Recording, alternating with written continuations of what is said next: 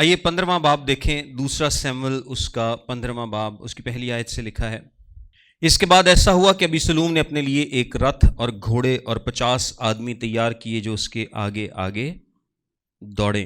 ابھی ریسنٹلی ہم نے ساری بات کو ڈسکس کیا تھا کہ کس طرح سے ابیسلوم نے اپنے باپ سے معافی نہیں مانگی، وہ پچھتایا نہیں ہے، اس کو صرف واپسی چاہیے تھی کہ میں کسی طریقے سے یروشلم میں داؤد کے شہر میں بادشاہ کے محل میں کہیں بادشاہ کے آس پاس واپس آ جاؤں، لیکن اس کے دل میں توبہ نہیں تھی، اور جب توبہ کے بغیر ریپینٹنس کے بغیر مرسی ہوتی ہے اس کا نقصان ہو سکتا ہے۔ اس کانٹیکسٹ میں ہم نے یہ دیکھا تھا کہ جو توبہ کے بغیر یا ریپینٹنس کے بغیر یا اس ایٹیچیوڈ کے بغیر اگر آپ رحم کریں گے تو وہ نقصان کا سبب بن سکتا ہے، خاص طور پر اس وقت جب کہ داؤد بادشاہ ہے اور اس کو ایز اے جج اس بات کا فیصلہ کرنا چاہیے تھا۔ اب صلح ہو گئی، سب کچھ اوکے ہو گیا۔ اب ابیسلوم نے کیا کیا؟ اس نے اپنے لیے رتھ اور گھوڑے اور 50 آدمی تیار کیے۔ اب نارملی تو لوگ رتھ اس وقت تیار کرتے تھے جب ان کو سپیڈ میں کہیں جانا ہوتا تھا، لیکن ساتھ میں 50 آدمی تیار کرنے کا مطلب کیا ہے کہ یہاں پر وجہ سپیڈ نہیں ہے، یہاں پر وجہ کیا ہے؟ شو بازی ہے۔ وجہ کیا ہے؟ شو بازی ہے، مطلب اس کو پروٹوکول چاہیے۔ جس طرح ہم نہیں اکثر دیکھتے کہ وہ پروٹوکول میں گڈیاں لگیاں ہوندیاں، جناب 30 40 50 100 گڈیاں لگیاں ہوندیاں نے، تو کیا وزیر اعلیٰ یا کوئی بھی وزیر وہ 50 گاڑیوں کے بغیر ٹریول نہیں کر سکتا؟ بالکل کر سکتا ہے، لیکن سیاستدانوں کو پروٹوکول چاہیے ہوتا ہے۔ جب لوگ وہاں پر کھڑے گاڑیوں کی تعداد دیکھیں گے تو وہ کیا ہوں گے؟ امپریس ہوں گے۔ کیا ہوں گے؟ امپریس ہوں گے، اور ڈیفینیٹلی امپریس ہوتے ہیں۔ میں اگر اپنے گاؤں کی بات کروں تو وہاں پر جو پارٹی جیتتی ہے نارملی الیکشن میں، تو جو لوگ بڑی بڑی گاڑیوں پہ آتے ہیں بندوقیں لہراتے، اور وہ لوگ بڑا خوش ہوتے ہیں ان کو دیکھ کے، واہ جی واہ جناب میں 10 20 ڈالے سی فلانیاں کلیشن کو پھانسی ہونا کول تے یہ وہ تے جناب پورے پنڈ دا چکر ہونا ایک ہی لاؤنا ہوندا بس الیکشن وہ یہی سوچ کے ووٹ دے دیندے نے کہ آ جناب بڑی دہشت ہے۔ تو جڑا دوسرا اگر کوئی مقابلے پہ غریب آدمی کھڑا تو وہ تو غریب جہا ہے، ایدی کنے سننی۔ تو لوگ امپریسڈ ہوتے ہیں، آج بھی ہوتے ہیں، اس وقت بھی ہوتے تھے، یہ شو بازی سے، پروٹوکول سے۔ تو اس نے وہی کام کیا کہ اس نے 50 لوگ اپنے ساتھ لیے، گھوڑے اور رتھ تیار کیے، اور وہ اس کے آگے آگے دوڑتے تھے۔ اور ابیسلوم سویرے اٹھ کر پھاٹک کے راستے کے برابر کھڑا ہو جاتا، اور جب کوئی ایسا آدمی آتا جس کا مقدمہ فیصلے کے لیے بادشاہ کے پاس جانے کو ہوتا تو ابیسلوم اسے بلا کر پوچھتا تھا کہ تو کس شہر کا ہے، اور وہ کہتا کہ تیرا خادم اسرائیل کے فلانے قبیلے کا ہے۔ پھر ابیسلوم اس سے کہتا دیکھ تیری باتیں تو ٹھیک اور سچی ہیں، لیکن کوئی بادشاہ کی طرف سے مقرر نہیں ہے جو تیری سنے۔ اور ابیسلوم یہ بھی کہا کرتا تھا کہ کاش میں ملک کا قاضی بنایا گیا ہوتا تو ہر شخص جس کا کوئی مقدمہ یا دعویٰ ہوتا میرے پاس آتا اور میں اس کا انصاف کرتا۔ یہ وہ ابیسلوم کہہ رہا ہے جس کے ساتھ خود بھی انصاف سے پیش نہیں آیا گیا، یعنی اس کے باپ نے اس کے ساتھ انصاف نہیں کیا، اس کو کوئی سزا نہیں دی۔ اور امنون کے معاملے میں اس نے کس قانون کو فالو کیا تھا؟ جو ابھی یہ بات کر رہا ہے کہ جی میں انصاف سے پیش آتا، تو امنون کے معاملے میں بھی اس نے انصاف اس کے ساتھ نہیں کیا تھا۔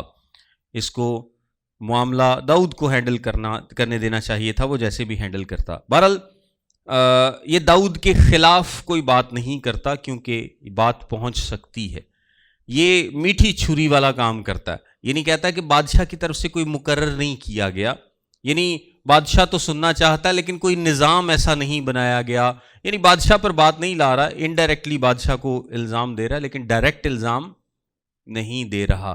تو کاش کہ میں اگر ہوتا تو میں یہ کر دیتا وہ کر دیتا۔ ابیسلوم کیا کرتا ہوگا؟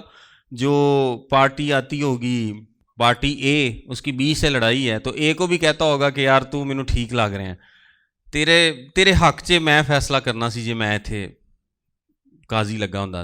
تھوڑی دیر بعد پارٹی بی آ گئی، انہیں اے دے خلاف بولے نے، پارٹی بی نو بھی کہندا ہونا مینوں تو ٹھیک لگ رہے ہیں، میں تیرے حق سے فیصلہ کرنا، کیونکہ وہ جھوٹ بول رہا ہے، وہ سارا ایک فیبریکیٹ کر رہا ہے۔ اور جب کوئی ابیسلوم کے نزدیک آتا تھا کہ اسے سجدہ کرے تو وہ ہاتھ بڑھا کر اسے پکڑ لیتا اور اس کو بوسہ دیتا تھا۔ اور ابیسلوم سب اسرائیلیوں سے جو بادشاہ کے پاس فیصلے کے لیے آتے تھے اسی طرح پیش آتا تھا۔ یوں ابیسلوم نے اسرائیل کے لوگوں کے دل मोह लिए, यानी उनको अच्छा ट्रीटमेंट देकर। और वैसे ही लोग बड़े खुश होते हैं, जिस तरह आज भी कोई बड़ा आदमी, कोई बादशाह, कोई वज़ीर, कोई फलां किसी से हाथ ही मिला ले तो लोग बड़ा खुश होते हैं। तो जे किसी ने फोटो शोटो लवा ले तो वो की करते हैं, फोटो ड्राइंग रूम से वड्डी करके लवाते हैं, है कि नहीं ऐसा? और मैंने तो बहुत सारे लोगों के घरों में, मुझे वैसे बड़ा ही अजीब लगता है, लेकिन बहुत सारे घरों में देखा है कि ज़रा सी को बड़ी पोजीशन का आदमी हो और अगर उसने गलती से आपसे हाथ मिला लिया या आपके साथ तस्वीर बना ली है ना, लो फिर ताड़े ड्राइंग रूम से उसकी फ़ोटो लगी होएगी।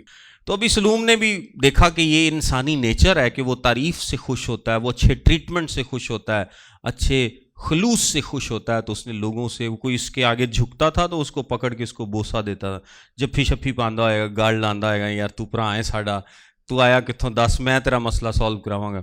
एक मुझे और वाक़या याद आ गया, एक मैं CMH में गया, मेरे पेट में दर्द था, काफ़ी पुरानी बात है। तो वहाँ पर भी ना इसी तरह का एक, जिस तरह अभी सलूम है ना, बादशाह को जाड़ ही नहीं सी देना, पहले ही काबू कर लेंदा। तो एक मेजर डॉक्टर सी, उन्हें भी एक बंदा रखा से, वो जितने लोग वेटिंग में बैठे होते थे ना, तो वो उनके पास जाता, वो मेरे पास आके बैठ गया। तो मुझे कहता आपका क्या मसला है? मैंने कहा ये फ़लाँ फ़लाँ मसला है। किसके पास आए हैं? मैं कहा फ़लाँ बंदे कौन है? उन्हें कहा नहीं मैं तुहानू सही बंदा दसना। वो अननोन बन के उसने मुझे, मेरा ऐसा ज़हन बनाया, ये को 15-20 साल पुरानी बात है, कि उसने मुझे कायल कर लिया कि हाँ वो डॉक्टर जिसके पास मैं आया हूँ वो ठीक नहीं है, लेकिन जिसका ये मुझे कह रहा है ना ये ठीक है। तो मैं 2-3 विजिट कर भी ले उस डॉक्टर, तो वो पता नहीं कितने लोगों को घेरता होगा डेली। तो यही काम अभी सलूम ने किया कि बादशाह के पास लोग आते थे तो वो उनको अपनी तरफ उसने मोह लिया। और 40 वर्ष बाद यूं हुआ। अच्छा, ये जो लफ्ज़ लिखा ना 40 वर्ष, ये कुछ काफ़ी ज़्यादा इस पे बहस की जाती है। कुछ कहते हैं कि नहीं ये 4 वर्ष होना चाहिए था, कुछ कहते हैं कि नहीं 40 वर्ष ठीक है, लेकिन ये 40 वर्ष ही लिखा है। और आम तौर पर ये ख्याल किया जाता है कि ये 40 वर्ष हैं, यानी एक दाऊद की मशहूरी थी उस वक्त से लेकर अब तक का जो वक्त है, यानी जब दाऊद मकबूल हुआ था लोगों में और अब अभी सलूम मकबूल हो रहा है, उस वक्त से अब तक। लेकिन इस पे और भी काफ़ी सारे अंदाजे लगाए जाते हैं। 40 वर्ष के बाद यूं हुआ कि अभी सलूम ने बादशाह से कहा, मुझे ज़रा जाने दे कि मैं अपनी मन्नत जो मैंने खुदावंद के लिए मानी है हबरून में पूरी करूं, क्योंकि जब मैं आराम के जसूर में था तो तेरे खादिम ने यह मन्नत मानी थी कि अगर खुदावंद मुझे फिर यरूशलेम में सचमुच पहुंचा दे तो मैं खुदावंद की इबादत करूंगा। बादशाह ने उससे कहा कि सलामत जा। सो वो उठा और हबरून को गया। और अभी सलूम ने बनी इसराइल के सब कबीलों में जासूस भेजकर मुनादी करा दी कि जैसे ही तुम नरसिंगे की आवाज़ सुनो तो बोल उठना कि अभी सलूम हबरून में बादशाह हो गया है। और अभी सलूम के साथ यरूशलेम के 200 आदमी जिनको दावत दी गई थी गए थे। वो सादा दिली से गए थे और उनको किसी बात की खबर नहीं थी। और अभी सलूम ने कुर्बानियाँ गुजरानते वक्त जिलूनी अखितफुल को जो दाऊद का मुशीर था उसके शहर जिलो से बुलाया। ये बड़ी भारी साजिश थी और अभी सलूम के पास लोग बराबर बढ़ते ही जाते थे, क्योंकि अभी सलूम ने एक बेस तैयार की थी, लोगों को अपनी तरफ लगा लिया था। और 200 लोग वो यरूशलेम से उनको बगैर बताए ले गया, जिससे ये जाहिर होता था कि ये सारे लोग भी क्या है, अभी सलूम के साथ हैं। तो जब वो नरसिंगा फूंका जाएगा, जब वो बादशाही का ऐलान करेगा तो हर तरफ यही खबर फैल जाएगी कि अभी सलूम बादशाह हो गया है। और जो दाऊद की बादशाही के पहले साल थे आखिरी सालों के मुकाबले में वो ज़्यादा ग्लोरियस थे, ज़्यादा ज़बरदस्त थे। लेकिन गुनाह के बाद दाऊद की ज़िंदगी में ये कहा जाता है कि उसकी इतनी ज़बरदस्त जो बादशाही है वो नहीं रही जो कि उससे पहले थी, क्योंकि एक तो उसके अंदर एहसास गुनाह भी था और हमेशा, जिस तरह वो कहता है मेरा गुनाह हमेशा मेरे सामने है, वो इस दुख में रहा कि उसने ये काम किया। बहरहाल उसने दोबारा वो गुनाह नहीं किया, लेकिन उसको दुख सारी उम्र उसका रहा। और ये जो सज़ा मिल रही है ये भी उसका नतीजा थी, उस गुनाह का नतीजा थी, और ये अभी ख़त्म नहीं हुई। आगे लिखा, और एक कासिद ने आकर दाऊद को खबर दी कि बनी इसराइल के दिल अभी सलूम की तरफ हैं। और दाऊद ने अपने सब मुलाजमों से जो यरूशलेम में उसके साथ थे कहा, उठो भाग चलें, नहीं तो हम में से एक भी अभी सलूम से नहीं बचेगा। चलने की जल्दी करो, ना हो कि वो हमको झट आले और हम पर आफत लाए और शहर को तहे तेग करे। अब बादशाह को देखें, बाप और बेटे का रिलेशन किस तरह का है कि बादशाह को यकीन ही नहीं है अपने बेटे पर, और वो कहता है कि मुझे इतना पता है कि अगर उसके हाथ में तलवार और मौका आ गया है तो वो मुझे क्या करेगा, مار ڈالے گا اور میرے ساتھ باقی سب لوگوں کو بھی مار ڈالے گا۔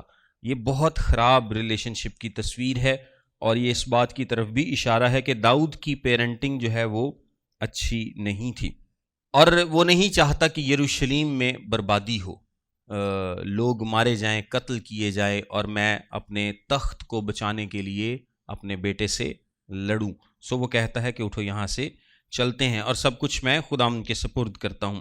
بادشاہ کے خادموں نے بادشاہ سے کہا، دیکھ تیرے خادم جو کچھ ہمارے مالک بادشاہ چاہے اسے کرنے کو تیار ہیں۔ تب بادشاہ نکلا اور اس کا سارا گھرانہ اس کے پیچھے چلا، اور بادشاہ نے 10 عورتیں جو ہر میں تھیں گھر کی نگہبانی کے لیے پیچھے چھوڑ دیں۔ اچھا، 10 حرمیں بادشاہ نے گھر کی نگہبانی کے لیے پیچھے چھوڑی ہیں۔ اس کا مطلب یہ ہے کہ بادشاہ کے پاس کم از کم 10 حرمیں تو ضرور تھیں۔ ویسے تو اس سے زیادہ ہی اس نے بیویاں حرمیں کی ہیں، لیکن کم از کم 10 اس نے پیچھے چھوڑی ہیں۔ اور بادشاہ نکلا، سب لوگ اس کے پیچھے چلے اور وہ بیت مرحاق میں ٹھہر گئے، اور اس کے سب خادم اس کے برابر سے ہوتے ہوئے آگے گئے، اور سب کریتی اور سب فلیتی اور سب جاتی، یعنی وہ 600 آدمی جو جات سے اس کے ساتھ آئے تھے، بادشاہ کے سامنے آگے چلے۔ ایک انٹرسٹنگ بات آپ نوٹ کریں کہ داؤد کے جو سب سے قریبی لوگ ہیں، سورما ہیں، غیر اقوام کے لوگ ہیں، وہ فلیتی ہیں، کریتی ہیں اور جاتی ہیں۔ تب بادشاہ نے جاتی اتی سے کہا، تو ہمارے ساتھ کیوں چلتا ہے؟ تو لوٹ جا اور بادشاہ کے ساتھ رہ، کیونکہ تو پردیسی اور جلاوطن بھی ہے، سو اپنی جگہ کو لوٹ جا۔ تو کل ہی تو آیا ہے، سو کیا آج میں تجھے اپنے ساتھ ادھر ادھر پھراؤں، جس حال کے مجھے جدھر جا سکتا ہوں جانا ہے؟ سو تو لوٹ جا اور اپنے بھائیوں کو ساتھ لیتا جا، رحمت اور سچائی تیرے ساتھ ہوں۔ یہ آپ کو تھوڑا سا ایک ایسا سین لگے گا اگر آپ امیجن کریں، یہ فلموں میں ہم اکثر اس طرح کے سین دیکھتے ہیں کہ شہر پر حملہ ہونے جا رہا ہے اور فوج بالکل شہر کے اوپر چڑھ آئی ہے، اور بادشاہ اور اس کا خاندان کیا کرتے ہیں؟ وہ بھاگتے ہیں اپنے قریبی لوگوں سے۔ ویسے یہ آج بھی ہوتا ہے، یہ لیٹسٹ ابھی جب حسینہ واجد بنگلہ دیش سے بھاگی تھی، لیکن اب بھاگنے کا طریقہ فرق ہے، وہ ہیلی کاپٹر سے کوئی بھاگ جاتا ہے، کوئی جہاز پر بھاگ جاتا ہے، کوئی کسی طریقے سے بھاگ جاتا ہے، لیکن لوگ آج بھی بھاگتے ہیں جب ان کو لگتا ہے کہ کچھ خرابی ہو گئی ہے، اور جو بھاگتے نہیں وہ پھر پکڑے جاتے ہیں۔ سو داؤد کہتا ہے اپنے ساتھ کے لوگوں کو لے کر بھاگ رہا ہے۔ اب کچھ لوگ اس کے پاس آ رہے ہیں اور کچھ باتیں ہو رہی ہیں، کچھ ڈسکشنز ہو رہی ہیں۔ جاتی تی ابھی نیا نیا آیا تھا، اس کو کہتا ہے کہ تو لوٹ جا، تو غیر قوم کا ہے، تجھ پر تو شک بھی نہیں ہوگا۔ تب اتی نے بادشاہ کو جواب دیا، خداوند کی حیات اور میرے مالک بادشاہ کی جان کی قسم، جہاں کہیں میرا مالک بادشاہ خواہ مرتے خواہ جیتے ہوگا، وہیں ضرور تیرا خادم بھی ہوگا۔ سو داؤد نے اتی سے کہا، چل پار جا، اور جاتی اتی اور اس کے سب لوگ اور سب ننھے بچے جو اس کے ساتھ تھے پار گئے، اور سارا ملک بلند آواز سے رویا، اور سب لوگ پار ہو گئے، اور بادشاہ خود نہر کدرون کے پار ہوا، اور سب لوگوں نے پار ہو کر دشت کی راہ لی۔ اور صدوق بھی اور اس کے ساتھ سب لاوی خدا کے عہد کا صندوق لیے ہوئے آئے، اور انہوں نے خدا کے صندوق کو رکھ دیا، اور ابیاتر اوپر چڑھ گیا، اور جب تک سب لوگ شہر سے نکل نہ آئے وہیں رہا۔ یہ پہاڑ کی بات ہو رہی۔ تب بادشاہ نے صدوق سے کہا کہ خداوند کا صندوق شہر کو واپس لے جا، پس اگر خداوند کے کرم کی نظر مجھ پر ہوگی تو وہ مجھے پھر لے آئے گا، اور اسے اور اپنے مسکن کو مجھے پھر دکھائے گا۔ آپ کو پتہ ہے کہ جو عہد کا صندوق ہے یہ خیمہ اجتماع میں نہیں تھا، بلکہ یہ ایک اور خیمے میں تھا جس کو داؤد نے بنایا تھا۔ ہم نے تفصیلاً اس کو دیکھا تھا، خیمہ اجتماع میں یہ نہیں تھا۔ سو صدوق اور جو باقی لاوی ہیں یہ کیا کرتے ہیں؟ یہ عہد کے صندوق کو بھی لے آتے ہیں کہ اس کو بھی ہم ساتھ لے کے جاتے ہیں، لیکن داؤد کہتا ہے کہ خداوند مجھے پھر واپس لائے گا۔ وہ صندوق پر نہیں بلکہ صندوق کے خدا پر بھروسہ کرتے ہیں۔ آپ کو پتہ ہے کہ بنی اسرائیل نے ایک دفعہ پہلے ایک جنگ لڑی تھی، اور وہ صندوق کو لے آئے تھے کہ شاید صندوق کی وجہ سے خدا مجبور ہو جائے گا ہمیں فتح دلانے میں، یعنی وہ خدا پر نہیں بلکہ خدا کے صندوق پر بھروسہ کیے ہوئے تھے۔ یہاں پر داؤد صندوق پر نہیں بلکہ صندوق کے خدا پر بھروسہ کیے ہوئے ہے۔ پر اگر وہ یوں فرمائے کہ میں تجھ سے خوش نہیں، تو دیکھ میں حاضر ہوں، جو کچھ اس کو بھلا معلوم ہو میرے ساتھ کرے۔ اور بادشاہ نے صدوق کاہن سے یہ بھی کہا، کیا تو غیب بین نہیں؟ یہاں پر غیب بین سے مراد نبی نہیں ہے، سیر لفظ آیا ہے یہاں پر، مطلب یہ ہے، یہ براڈر کانٹیکسٹ میں استعمال ہوا ہے، یعنی جو روحانی باتوں کو جانچتا ہے، پرکھتا ہے، جانتا ہے۔ شہر کو سلامت لوٹ جا، اور تمہارے ساتھ تمہارے دونوں بیٹے ہوں، اخیماز جو تیرا بیٹا ہے اور یونتن جو ابیاتر کا بیٹا ہے۔ اور دیکھ میں اس دشت کے گھاٹوں کے पास ठहरा रहूँगा जब तक तुम्हारे पास से मुझे हकीकत हाल की खबर ना मिले। सो सदूक और अबियातर खुदावंद का संदूक यरूशलेम को वापस ले गए और वहीं रहे। सो पहले इत्ती वाली बात आई, फिर लावी आते हैं, ये बात हुई। अब जब वो जा रहे हैं एक और ग्रुप आता है और दाऊद कोहे जैतून की चढ़ाई पर चढ़ने लगा और रोता जा रहा था। कोहे जैतून कौन सा है पहाड़ जिससे खुदाम यीशु मसीह आसमान पर उठाए गए थे? कोहे जैतून से। और अपना आखिरी वाज भी उन्होंने कहाँ से दिया था? कोहे जैतून से, जिसे हम ओलिवेट डिस्कोर्स या जैतूनी वाज भी कहते हैं। और ये यरूशलेम में हैकल के बिल्कुल सामने है। सो हैकल के आगे जो किद्रून का नाला है, जिसको नहर भी कहा गया है, ये उसको पार करके जैतून के पहाड़ पर चढ़ते जा रहे हैं और उससे फिर परली तरफ, जो जिस तरफ बैतनिया गांव है, वहाँ पर ये चले जाएंगे। उसका सर ढका था और वो नंगे पांव चल रहा था और वो सब लोग जो उसके साथ थे उनमें से हर एक ने अपना सर ढांक रखा था। दुख में, तकलीफ में वो ऊपर चढ़ते और रोते जाते थे। और किसी ने दाऊद को बताया कि अखीतोफेल भी मुफसिदों में शामिल और अबीसलूम के साथ है। तब दाऊद ने कहा, ए खुदावंद, मैं तुझसे मिन्नत करता हूँ कि अखीतोफेल की सलाह को बेवकूफ़ी से बदल दे। एक मेरे साथ हवाला देखें, ज़बूर 41 उसकी 9वीं आयत। ये यहाँ पे क्या लिखा है? बल्कि मेरे दिली दोस्त ने जिस पर मुझे भरोसा था और जो मेरी रोटी खाता था, मुझ पर लात उठाई है, मुझ पर लात उठाई। ये इस वक्त दाऊद ने लिखा जब उसको अखीतोफेल का पता चला कि ये भी जो मेरे खिलाफ साजिश हुई है उन लोगों में शामिल है। और ये बड़ा सियाना था, इसकी सलाह भी बड़ी मोतबर समझी जाती थी। सो ये अबीसलूम के साथ मिल जाता है। इसके अलावा जो ज़बूर 41, 61, 62, 63, ये सारे ज़बूर भी जो हैं वो इसी वक्त के हैं। एक बल्कि आप मेरे साथ देख लें, ज़बूर 55 उसकी 4 से 8वीं आयत। ये पढ़ने का मकसद ये ताकि आपको दाऊद की सिचुएशन का, उसके दिल का अंदाज़ा हो सके कि उस वक्त वो क्या सोच रहा है, क्या चीज़ उसके ज़हन में चल रही है। लिखा है, मेरा दिल मुझ में बेताब है और मौत का हौल मुझ पर छा गया है। खौफ और कपकपी मुझ पर तारी है, हैबत ने मुझे दबा लिया है। और मैंने कहा, काश के कबूतर की तरह मेरे पर होते तो मैं उड़ जाता और आराम पाता। फिर तो मैं दूर निकल जाता और बियाबान में बसेरा करता। मैं आंधी के झोंके और तूफान से किसी पनाह की जगह में भाग जाता। एक और ज़बूर देखें, ज़बूर 3 उसकी पहली 6 आयत। ए खुदावंद, मेरे सताने वाले कितने बढ़ गए और जो मेरे खिलाफ उठते हैं बहुत हैं।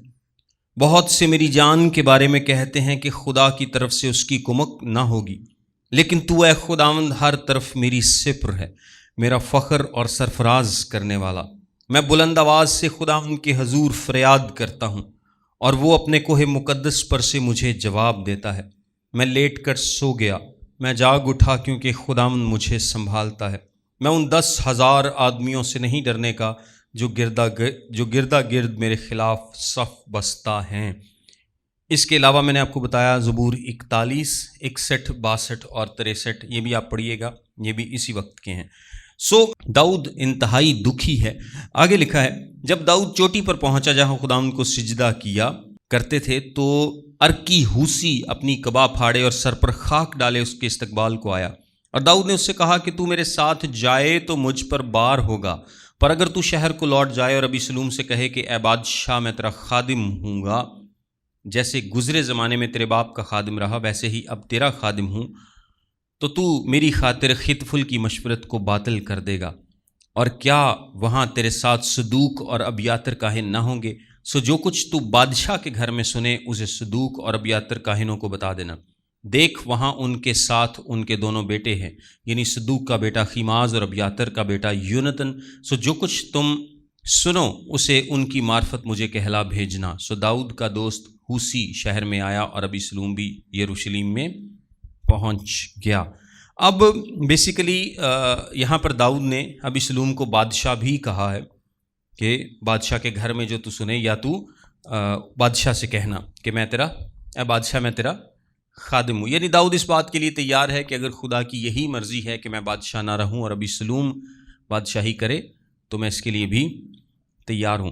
یہاں پر ایک اور بات میں آپ کو بتاتا چلوں کہ ابی سلوم جو ہے اس کا گناہ یہ بھی ہے کہ اس نے جلدی کی ہے، اس نے صبر نہیں کیا، اور تو خیر اس نے کافی جو گناہ کیے ہیں، لیکن اس جلدی کا بھی گناہ اس کا ہے، کیونکہ امنون کے بعد داؤد کا ایک اور بیٹا ہے جس کا نام کے علاوہ ذکر نہیں ہے، اور کہا جاتا ہے کہ ہو سکتا ہے کہ وہ مر گیا تھا یا کیا ہوا اس کے ساتھ ہمیں نہیں پتا، لیکن امنون کو اس نے مار دیا، دوسرے بیٹے کا ذکر نہیں، تیسرا بیٹا ابی سلوم تھا۔ سو اس کا مطلب ہے کہ جو ان لائن بادشاہ ہے وہ کون ہوگا؟ اگلا بادشاہ ابی سلوم ہوگا۔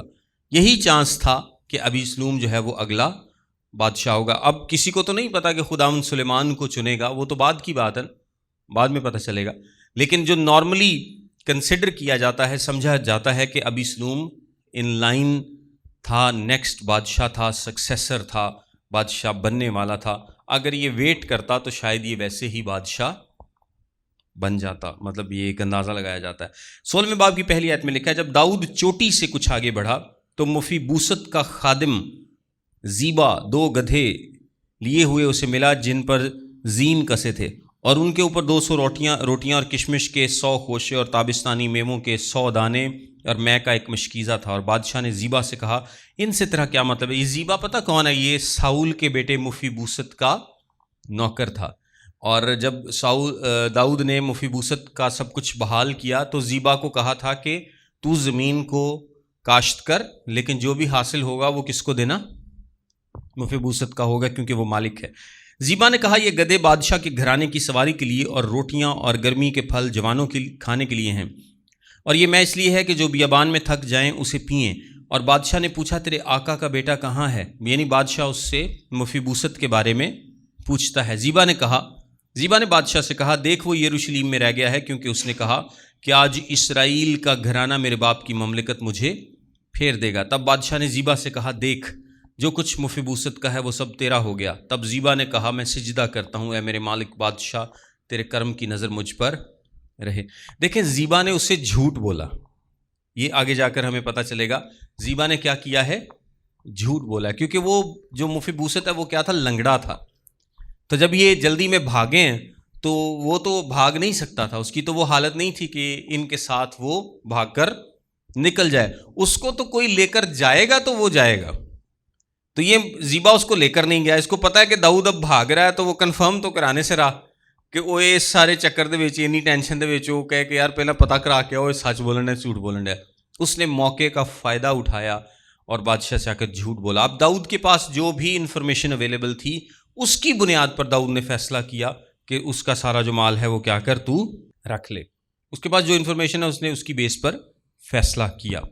جب داؤد بادشاہ بہوریم پہنچا تو وہاں سے ساؤل کے گھر کے لوگوں میں سے ایک شخص جس کا نام سمی بن جیرا تھا نکلا اور لعنت کرتا ہوا آیا، اور اس نے داؤد پر اور داؤد بادشاہ کے سب خادموں پر پتھر پھینکے، اور سب لوگ اور سب سورما اس کے دہنے اور بائیں ہاتھ تھے۔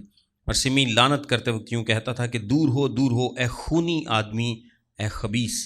دیکھیں یہ جو سمی ہے یہ اب داؤد کو لگاتار مشکلیں فیس کرنی پڑ رہی ہیں، وہ کچھ فیصلے کر رہا ہے، کچھ لوگوں کو سمجھا رہا ہے، کسی کو واپس بھیج رہا ہے، کسی کو کوئی انسٹرکشن دے رہا ہے، تو بیچا کہ سمی آ گیا، یہ انہوں گالاں کڈن ڈیا ایک طرح اور روڑے مارن ڈیا ہے، اور اسے کہتا ہے خونی آدمی۔ حالانکہ یہ داؤد خونی آدمی نہیں ہے، داؤد مین آف وار ہے، ایک جنگی مرد ہے۔ جنگی مرد اور خونی مرد میں فرق ہوتا ہے، جنگی مرد بھی خون بہاتا ہے لیکن اس کے پیچھے جو ریزن ہے وہ فرق ہوتی ہے کیونکہ وہ جنگوں میں لڑتا ہے، لیکن خونی آدمی جس کے سر پر خون سوار ہوتا ہے، جو ناحق کسی کا قتل کرتا ہے۔ اس کا خیال ہے سمی کا کہ داؤد نے ساؤل کو ناحق نقصان پہنچایا ہے اور یہ اس نے خون کیا ہے، اس نے بادشاہی چھینی ہے، بہت سارے اس طرح کے الزام لگاتا ہے۔ خداوند نے ساؤل کے گھرانے کے سب خون کو جس کے عوض تو بادشاہ ہوا تیرے ہی اوپر لوٹایا، اور خداوند نے سلطنت تیرے بیٹے ابی سلوم کے ہاتھ میں دے دی ہے، اور دیکھ تو اپنی ہی شرارت میں خود آپ پھنس گیا ہے، اس لیے کہ تو خونی آدمی ہے۔ اگر داؤد خونی آدمی ہوتا تو یہ اتنی باتیں نہ کہہ پاتا، کیونکہ یہ بھی خون ہو جانا داؤد کے ساتھ تو اتنے سورما ہیں، اور یہ کیا ہے، یہ تو اکیلا ہے۔ تب زرویا کے بیٹے ابیشے نے بادشاہ سے کہا، یہ مرا ہوا کتا میرے مالک بادشاہ پر کیوں لعنت کرے؟ مجھ کو ذرا ادھر جانے دے کہ اس کا سر اڑا دوں۔ بادشاہ نے کہا ہے زرویا کے بیٹو مجھے تم سے کیا کام؟ وہ جو لعنت کر رہا ہے اور خداوند نے اس سے کہا ہے کہ داؤد پر لعنت کر، سو کون کہہ سکتا ہے کہ تو نے کیوں ایسا کیا؟ دیکھیں داؤد اس حد تک یہ جو بات کر رہا نا کہ خداوند نے اس سے کہا، اب سمی کی باتیں ساری ٹھیک نہیں ہیں، اس کی کوئی ایک آدھی بات ہی ٹھیک ہے، لیکن داؤد اس لیے سوچ رہا ہے کیونکہ خداوند نے مجھ پر ایک مصیبت آنے دی ہے، سو شاید خداوند مجھے اس کے ذریعے سے یہ بات بتا رہا ہے، یعنی لعنت کرنے دے رہا ہے۔ اور داؤد نے ابیشے سے اور اپنے خادموں سے کہا دیکھو میرا بیٹا ہی جو میرے صلب سے پیدا ہوا میری جان کا طالب ہے، بس اب یہ بنیامینی کتنا زیادہ ایسا نہ کرے، اسے چھوڑ دو اور لعنت کرنے دو، کیونکہ خداوند نے اسے حکم دیا ہے۔ شاید خداوند اس ظلم پر جو میرے اوپر ہوا ہے نظر کرے، اور خداوند آج کے دن اس لعنت کے بدلے مجھے نیک بدلہ دے۔ سو داؤد اور اس کے لوگ راستہ چلتے رہے، اور سیمی اس کے سامنے کے پہاڑ کے پہلو پر چلتا رہا، اور چلتے چلتے لعنت کرتا اور اس کی طرف پتھر پھینکتا اور خاک ڈالتا رہا، اور بادشاہ اور اس کے سب ہمراہی تھکے ہوئے آئے، اور وہاں اس نے دم لیا۔ اب یروشلم میں جو ابیسلوم ہے وہ داخل ہوگا، اور وہ وہاں پر جا کر کیا حرکتیں کرے گا یہ ہم نیکسٹ کلاس میں دیکھیں گے۔ آج کے لیے ہم اس کو یہاں پر ہی کلوز کریں گے۔ God bless you.